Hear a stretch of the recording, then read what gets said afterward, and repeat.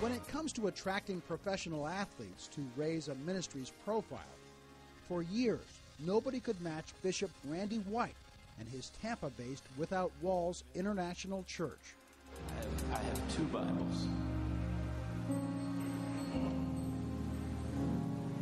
That means I'm twice as holy. We have probably ministered at one time, maybe 30, 40 different athletes coming to the church. White, who built the church with his ex-wife Paula on the prosperity gospel message, has also amassed an impressive fortune.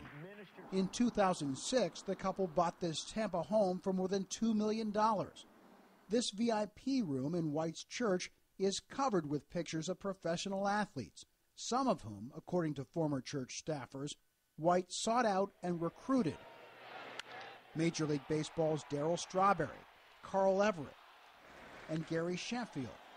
The NFL's Michael Pittman, Hardy Nickerson, and Derek Brooks, and boxer Winky Wright were among the athletes who attended Without Walls. I made a lot of mistakes in the early part of ministering to my athletes, and that was that I felt I exploited them. Looking back, I know that I did. In what way? In what way? I would stand them up and say, it's good to have, let's say, Hardy, or it's good to have Gary Sheffield, or it's good to have Winky Wright, or whoever. White says he wouldn't have been able to purchase his current church had it not been for sizable donations by athletes, including former Tampa Bay Buccaneer linebacker Hardy Nickerson, who declined to comment for this story. The last thing I want to do is when they're coming here is say, hey, can you give me a check for $10,000? How about a check for $20,000? To this day, I don't think I've ever asked an athlete for money. I'll say he's a bloody liar. This former Without Walls employee, who asked not to be identified, says players like Gary Sheffield, who declined to be interviewed, made donations as large as $100,000, and that it was commonplace during services when talk turned to money for Randy White to single out athletes. He would look at them directly. Let's say, for instance, Gary, and he would say, Gary, how do you spell million? Let me spell million for you. They targeted the athletes because they were sitting right up front. Is that a fair word to say that you target athletes? Not at all. In recent months, White's church, which is mired in debt and losing membership, has endured a rash of negative press.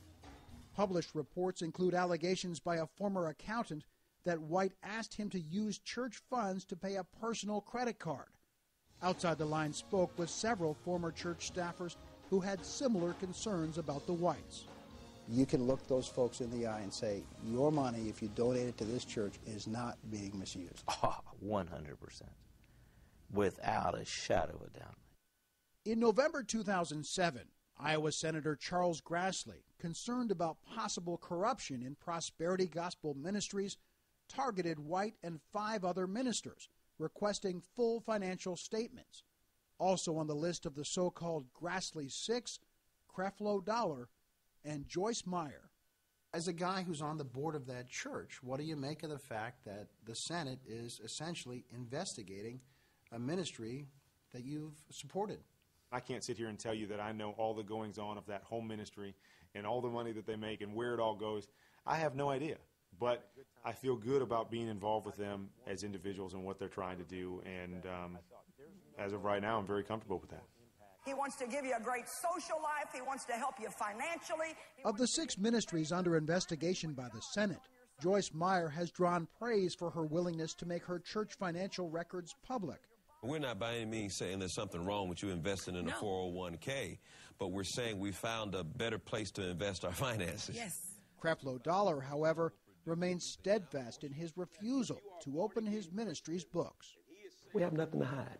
And if they're bold enough to send us a subpoena, we can go to court and we can prove it. We knew each other when we were, in our late 20s and all the way through 30s, and now we're pushing 50s. In recent months, the lives of Dollar and arguably his most generous donor have taken divergent paths. Last June, Evander Holyfield's 109-room Georgia home entered foreclosure.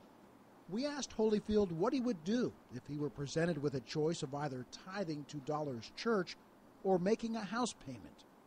I'm going to pay my tithe first. You would pay your tithe before you'd pay your own house payment? Because I know that tithe, me paying that tithe, it's going to better me off in the long run.